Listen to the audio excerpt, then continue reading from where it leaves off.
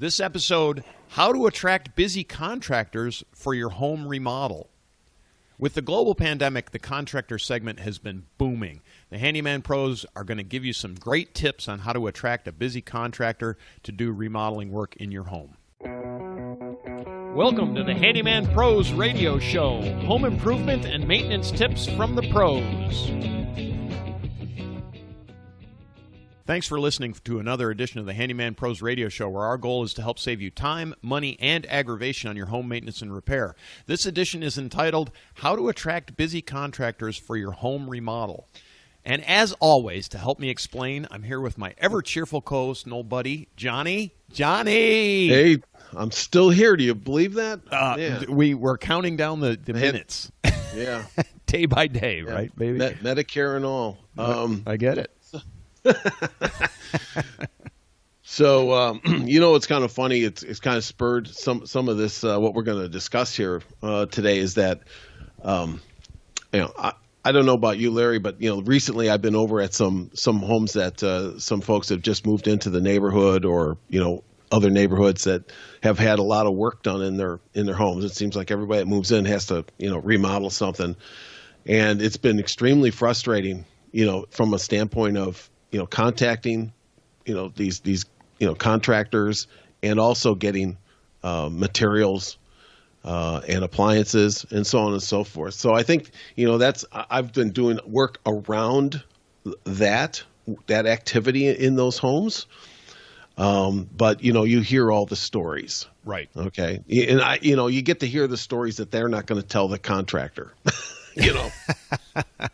Until it comes down to somebody's getting sideways with somebody.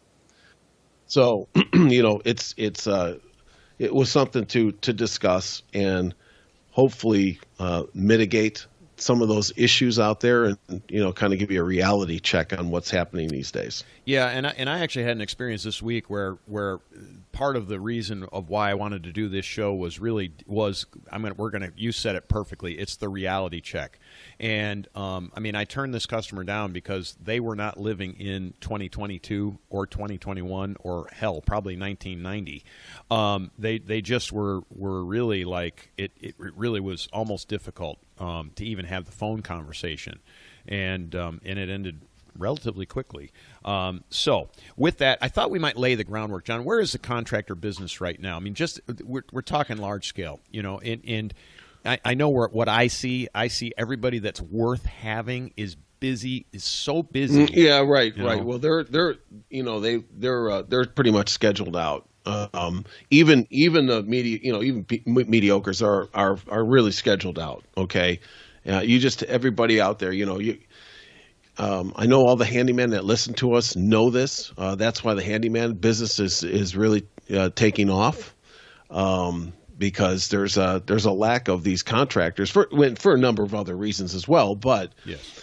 The good ones are going to be scheduled out. They're going to have jobs lined up. As you said, they're going to be busy out there. And so, it's basically supply and demand. Yeah. There's a lot of demand going on. Right. And there's a low supply. We've got a lot of open jobs in this economy, and nobody wants to work. And it's no different than in the construction business. Like I said, I hear this daily from some of the folks I've been doing some work for, and I kind of feel for them. But on the other side, they are now coming to the realization that, as you said, it's 2021, 2022 type of environment where this thing is existing now. This whole new environment. Yeah. Of that the other side of things now are very, very busy. And as our friends up in Canada, he's saying that look, at one point in history, not too long ago, that these guys weren't doing anything. When the housing market crashed, right? And now they were bleeding money, and now they want it back. And they demand. They are in demand. Supply and demand. It's supply and demand. You just have to look at it that way. So, along with that, Now is you all kinds of other things. Yeah, you factor in what I call the strange quirks of contractors, right? We all have our little quirks, and for example, one of them. This is me. I'm just going to describe me. Somebody texts me or calls me during the day, and seriously, between 8 and 5, I generally am not picking up the phone or answering a text or answering an email. Why? Because I'm in the middle of a job. I'm busy. I'm with that customer. I'm doing their job. I'm not even in the kind of that sales mode sort of thing. Now, this is me as an independent contractor. I have been shuttling some of that work off to my wife, which has really helped me tremendously. But still, don't expect us to pick the phone up straight away. We're so busy right now. It's almost, I hate to say an imposition, but it's like, it's like, Well, exactly. And I think another reality of this, and I don't know if it's a quirk or what, but it's, another reality of this is that, we're all getting, and I don't know about anybody else, but I'll bet everybody out there is getting all kinds of spam phone calls on their mobile devices now. And that too. Yep. So, don't recognize the number. Don't pick it up. Exactly. And I actually, I have an Apple device, so there's ways to screen out everybody who's not in my contact list. So I'll see a number come through, and if it's not an emergency, it's going to voicemail. And so I think it's the same way with a lot of these guys, the smaller places that aren't actual big businesses that are going to, not respond, because just what you said is that, we're in the middle of a job, or we're working, and we're getting some calls, and it's like, so, don't take it as a bad sign if you don't get a call back immediately. We've talked about this before, but it is the reality right now of what is going on in this environment. Yes, very much so, and that's this environment. Some of the other, we'll get into more of these things. So let's give some real tips. What's if you're trying to get a good contractor, right, John? What's probably the first tip that somebody needs to do? What's the first thing? Well, yeah. So we've got a series out there on hiring contractors. Yes. And we not to rehash. We're not trying to rehash that. We're trying to update some of the points there. And that is just a reminder here, especially for all the people that joined us lately, is, get a referral. It's like anything else out there that you might buy a big ticket item. You want a referral. Who else? It's just like when we were selling, right? It's, people would want, you get to a point in the sales cycle or whatever, people want a referral. Who else is using it? How are they using it? What type of business? All that kind of stuff. Everybody wants to be in company, in a group, right, if you will, right. So to make it easy on yourself and get a referral. And that's a good place to start to get contractors. And I will tell you, right off the top of my head, where to do that is neighborhood websites or places like Nextdoor, yes. Apps and things like that. And just ask around your local area and make sure that it's a local area. Okay, we've addressed this before about hiring contractors way outside your area. Right. Make sure that they have, that they respond within your local area. There's going to be certain questions that you want to ask about a referral, and that's we've addressed this before, but that is a very important part of your search. Right. And do ask the people that who have had work done. So before you even go to the neighborhood websites, ask. And if before you say, "Hey, I got your name off Nextdoor," but if I'm listening to a message and somebody says, "Hey, I got your name off Nextdoor," I see that you did work for, John Jones, and I actually called John and asked him about your work. So if you're going to go that far to look it up, just don't go blanket, I got your name from Nextdoor. Add something in and actually talk to somebody, because like anything, everything is relative, right? It's all relative. And so the more information that you give in a message, the more there's a greater likelihood that you're stepping yourself up to get a hold of a contractor's time, especially a good contractor, and that's a great point. I'll just say this, and I don't mean to leave that out. What I see on some of these boards, right, on some of Nextdoor or even our own app, is that people say, well, call the XYZ company. And the next thing is, here's my phone number, let's talk. Okay, so that's the end of that thread. So Yeah, right. you're right. You need to make direct contact with these people who are giving the referral and talk to them and ask them all those questions. And then you're gonna start to feel pretty good about your next call to the contractor. Yeah, and so I wanted to. So this is a bit of a step back right now, to a degree. But in this current environment, folks, you need to be actively selling yourself to this contractor. It's not the other way around. I know in my case, when somebody calls me, I am doing my best to literally to try to sell them out of the job in some ways. And the reason I say that is my schedule is so full. It's so full that I try to keep my commitments, right? And so I'm trying not to overschedule myself because I'm really bad at it. I'll be very honest. And so I'm trying to not overschedule myself so that I don't keep up my commitments. And so for me, the first thing is I'm asking questions that I'm actually trying to sell the person away from using me, not in a negative way, but it's just like, for example, I'm not available right now until late February. So if that's a problem, we'll stop the conversation right now. You know, there's no reason to go any further, even if you're a good referral from a good referral customer, but provided it's not an emergency situation that I can run over and fix, lickety split, you know what I mean? But what I'm saying is that if it's a long-term project right now, if you like, for me, if you came with, say, a bathroom remodel, I probably wouldn't even start you right now until June because I don't feel comfortable making a commitment any other way at the current time. And not everybody works under that same paradigm that I do, but I know a lot of people do. So that's why it's so important to get a referral. And folks, you really have to lay your case out. You need to be selling the contractor on why they want to come to work for you, not for everybody else that they're getting the phone call from, right, John? Yeah. I mean, this is exactly the opposite of the way most people think, right? It literally, right? So Right. And here's what I equate it to, and that is for all you guys out there that are doing the handyman business, it's one of those things where most of us, if not all of us, have a very, very strong ability to have a strong pipeline.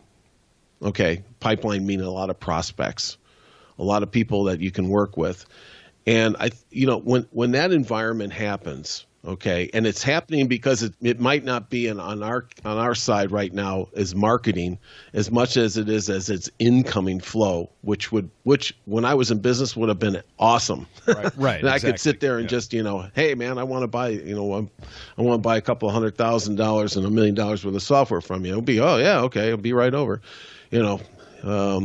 Done deal. But that's what's happening in the contractor business right now, though, right, John? People dropping $100,000+ and not even batting an eye.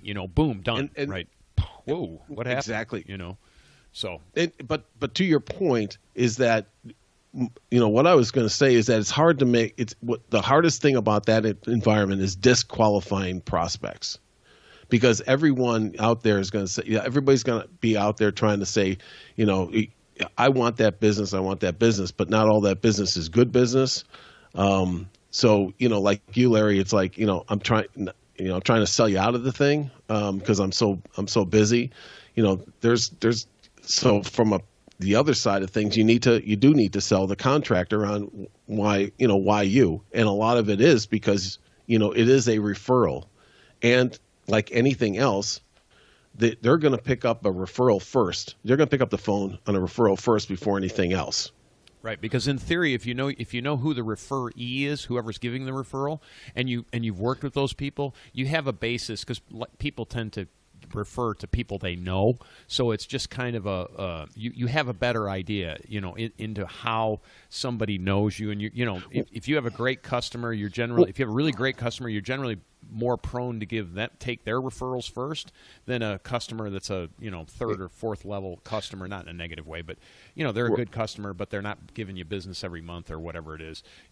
That's how that works, right? I mean, it's just kind of human nature. Well, let's look at it. Let me address this let me restate this, is that a contractor, if you're looking at it from the contractor side, you're inundated with a lot of voicemails, texts, everything, wanting to come out and do these jobs. They're not going to win all those. A lot of people are out there, just like what I said. It's hard to the hardest part about these things is disqualifying prospects and making sure that they're a good fit for your business. From a referral standpoint, if a referral comes in, you look at that and say, I probably have like a 90% chance of getting this business. Right. Okay. Because they're going to know who I am. They've already seen me, that kind of stuff. You're going to feel really good about it.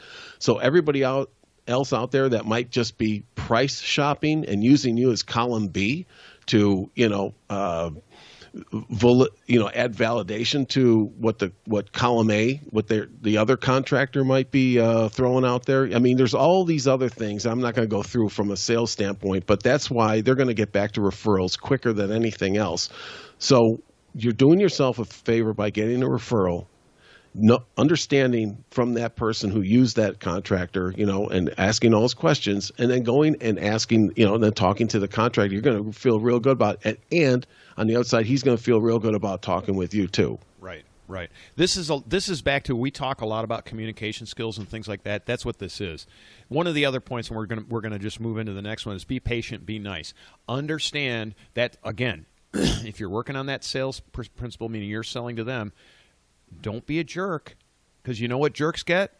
They get thrown in the trash can really quickly. If you're going to come with an attitude, hey, my schedule's full till December, and so you can call me back in December, and maybe, we'll see if I have any openings.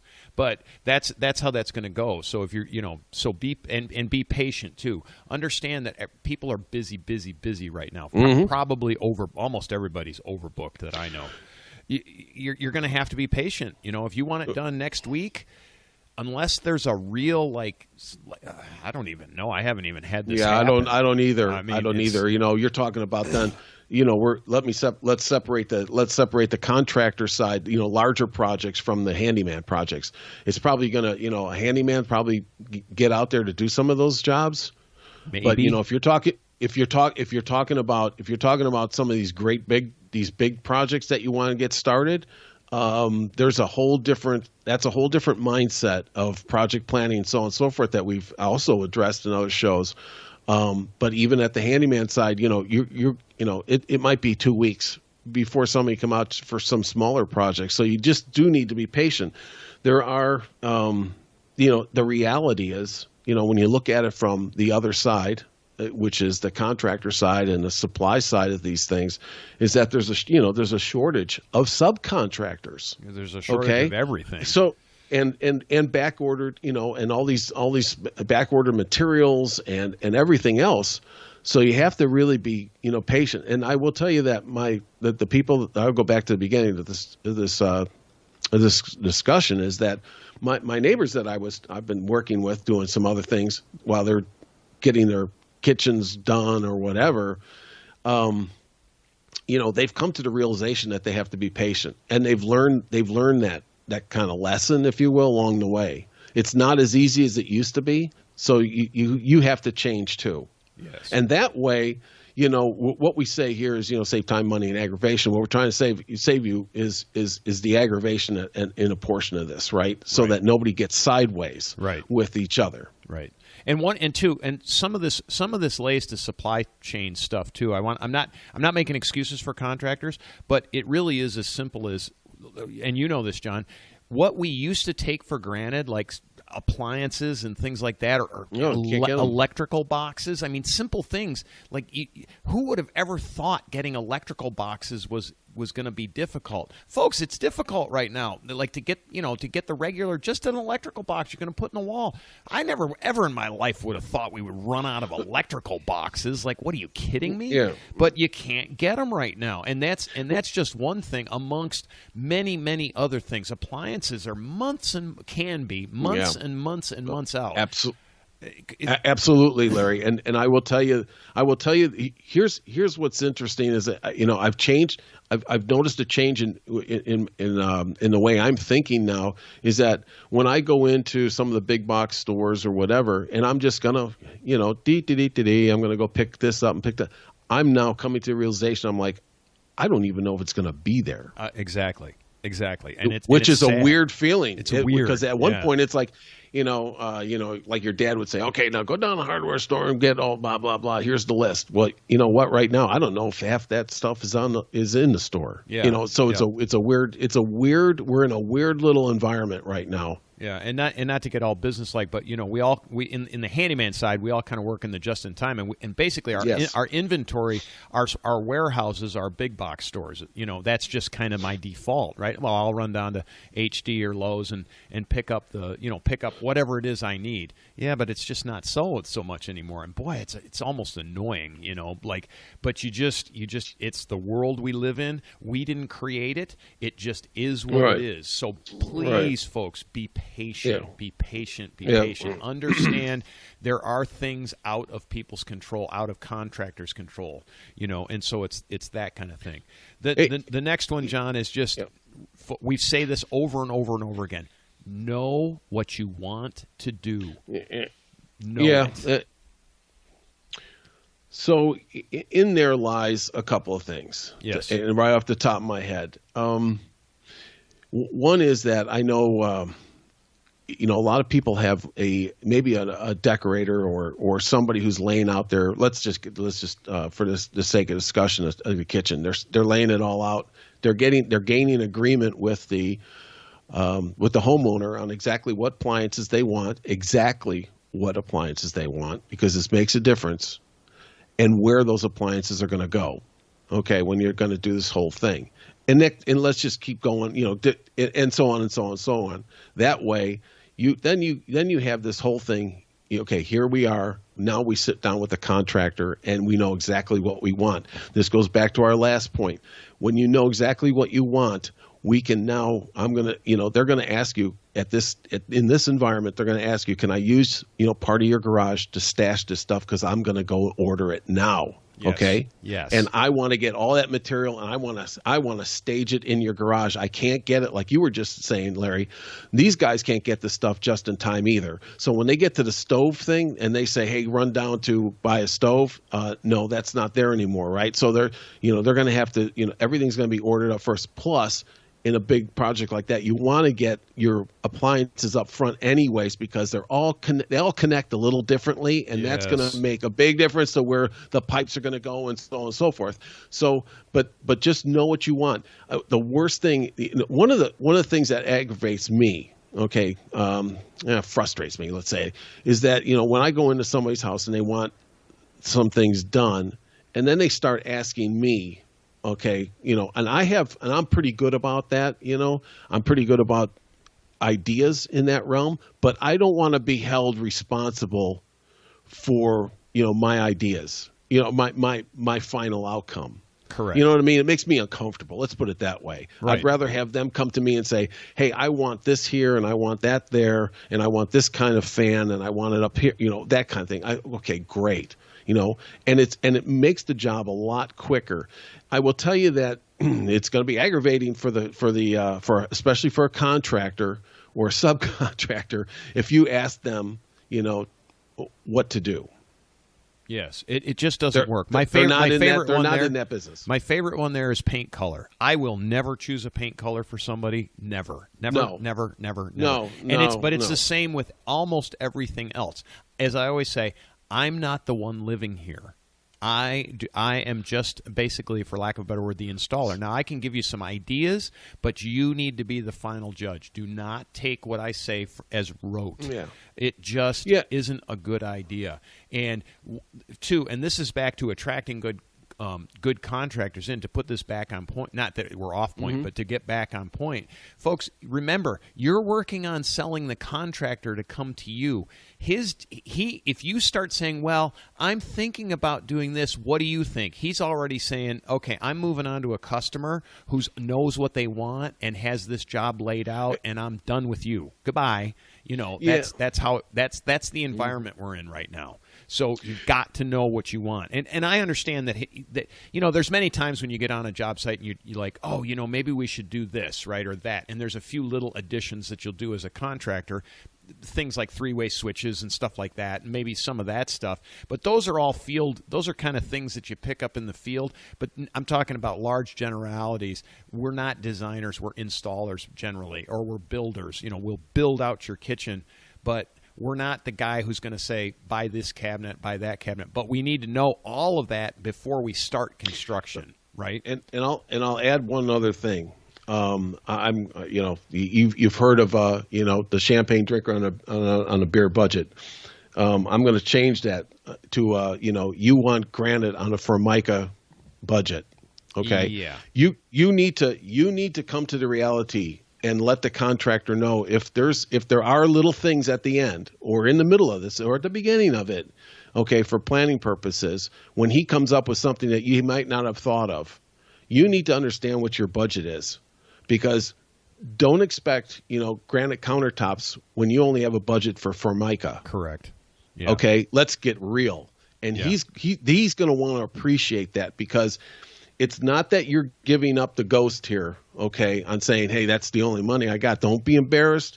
He's going to really appreciate that, so that neither one of you gets sideways, on the job. And he's not going to overcharge you for it. I mean, when I was in business selling, I always asked what the budget was. Some people would say, I'm not telling you what my budget is. And guess what?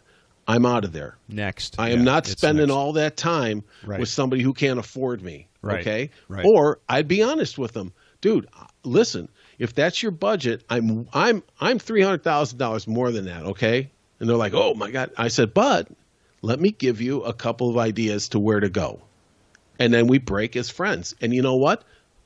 For me, that guy would call me up when he got a job at a large company like Tyco or something and say, hey, man, I remember when I was at that little company. Now I'm here. Come on in. We want to talk to you. Yeah. Now, so I mean, there's a lot, but be honest with them. You're not giving up the ghost by anything. Just let them know what your budget is. Yeah, it helps. And understand, I want to throw this one out there right now. Understand that if you're doing a major remodel, I'm talking about a major remodel, you want to remodel your whole home or a kitchen or a bathroom, it doesn't really matter. There are some general rules of thumb for budgeting reasons that you can use, and they vary, and they've been changing recently. We used to use the figure of about $100 a square foot on a remodel. That number is now about $200 or $225 a square foot on a remodel. But here's the deal. Here's the reason why this is important. I had a customer, literally, they got into a project, and this was back when contractors weren't slammed up busy and they weren't working in this model that we're working in now.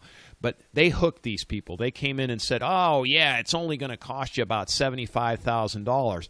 And after the $75,000 was gone and the house is ripped apart, now came the ads, and they ended up being almost $300,000 off. So and I said to him, I go, well, where'd you come up with that $75,000 number? I said, this was, X number of square feet. This was 3,000 square feet times about $100 a square foot. Again, this is dated. This is back in 17. And he goes, I never knew that. I never knew there was a square footage number. I'm like, there's a rough square footage number. It depends on the types of appliances and things that you put in and all of that kind of thing. There's a lot of variables. But there's not a $225,000 difference. It's going to be, in the tens of thousands, depending. Along with that, I do want to add one thing. Because of supply chain right now, if a contractor comes to you, if he's not buying all that stuff, to John's point, and sticking it in your garage where he can fix his costs right now, he could see massive increases down the road. And I'm going to use the lumber example, John. Last year about this time, I guess, lumber prices went through the roof, right? It was just crazy. They went up to like $750 for a 2x4. Prices came back down to a more reasonable rate. They were in and around $2.50 to $3 for a 2x4. But what's happened recently is they've started creeping back up. So now they're up around $4.50 a 2x4. So these are things that, again, these aren't in the contractor's control unless he buys all of your stuff up front. And that's just the reality of this world that we live in. The supply chain side is really affecting all of us, and so forth and so on. But I just want you to understand that. But basically, our goal, our thoughts here are: protect your finances, share your budget with your contractor. He's going to tell you yes, no, maybe. And don't come with the. We've said it in other shows. Don't look at HGTV and say, well, they redid my bathroom for $7,000 and they put in all new tile and a new bathtub and a new this and a new that. Dude, you're not even close, because that didn't include labor, and it didn't include even half the cost of the freaking materials half the time. So every time that I look at some of those shows, I just rail against it. But don't come in, share that info. That's part of the initial conversation. Hey, I've got a project. I want to do a bathroom. I'm thinking it's probably going to be in the $15,000 to $20,000 range. I say, okay, so we're on, from my standpoint, I'm going, okay, so we're in reality land. We're in a reality land for a rough, given its size and things like that. We're in reality. That's good. Okay, so keep going. Well, I'm thinking I want to get this started in about 6 months. Oh, okay. All right. Nope. Check number 2. I'm ready to go. This is working. And, and I know I'm going to be patient, he said, and I know we're in these crazy times, and unless I buy all the stuff right now, I might have a little bump on the price of materials, just depending, maybe they'll go down too. I don't know, but we can't read the future, And, oh, by the way, I got your name from John Singer, and John's a buddy of mine. He lives right up the street, and I saw the work that you did at his house, and, can we talk? And that's the message. If I leave that message, I'm going to sit there and go, well, this person knows what they want. They're patient. They're they have an idea of their finances. They're basically protecting themselves and protecting us. And they've got a referral. I'm going to call that person back.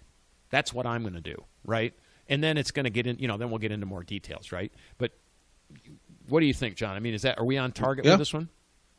Yeah, absolutely, absolutely. I think all these tips here just. Once again, it's back to our, so far it's back to our little motto here of saving time, money, and aggravation. And, it's an environment where, both sides have to be, and it's always been this way in business, but especially right now, is that the homeowners need to understand that environment on the contractor side. Yeah, it's to save both of you time, money, and aggravation. That's exactly right. And when that happens, everybody gets along. Everybody's winning and everybody's moving forward. So that's our tips basically for trying to attract homeowners. Johnny, when the spaceship landed the other day in your yard, did they ask you how long it was going to take for you to take their ship apart? No, he asked me the color for his to paint his bathroom, and I told him alien green. Jeez. Folks, I have to tell you something. We don't ever know how we're ending this show until I throw out the line, and I don't even know what it is half the time. So when Johnny comes back with the answers, this is completely spontaneous. Now, when I say this, I'm not kidding. It is. We have no idea. We just have a general line that says the spaceship has landed. Do we look at it or do we take it apart? But anyway, one of the things to enjoy about the Handyman Pros Radio Show, right? By the way, before we go, is one thing I want to say is we have announced the contest. The famous contest. This is for all you contractors and handymen out there. Right.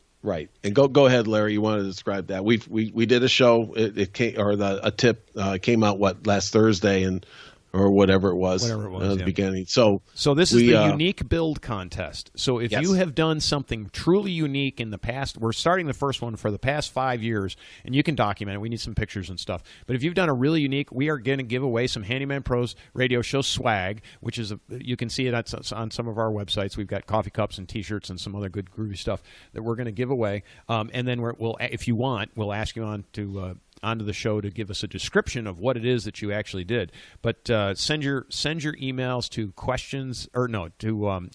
handymanprosradioshow@gmail.com, and we will take the applications and take a look at it. And then we're limiting this to, was it March 1st, and is the end of the time for entries. So pretty cool contest. We did the build on the pizza oven on the trailer, which came out to be it was very unique for us, and so we thought we'd like to find out what more of our people out there are doing as far as really unique builds. And I suppose if you're a homeowner and you've done a really unique build, send it in. We're good with it. We're good with it. Yeah. You know, it's not a big deal. We're gonna look at whatever comes through. I mean, we've had things like zip lines, and because we always ask people, and we've got zip lines, and we've got some other really unique builds. So if you have a unique build, send it in. That's Handyman Pros Radio Show at gmail.com, and we will go from there. So with that, if you do have any questions, comments, or concerns, send us an email, questions@handymanprosradioshow.com. You can check out our website. That's, handymanprosradioshow.com. We've got a newsletter you can subscribe to. We've got lots of great information inside on maintenance, upcoming shows, events, and more.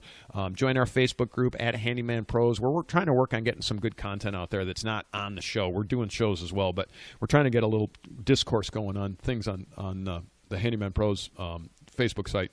And then we are on Twitter as well at Handyman Radio. We want to thank you for listening. We'll see you next week on the Handyman Pros Radio Show.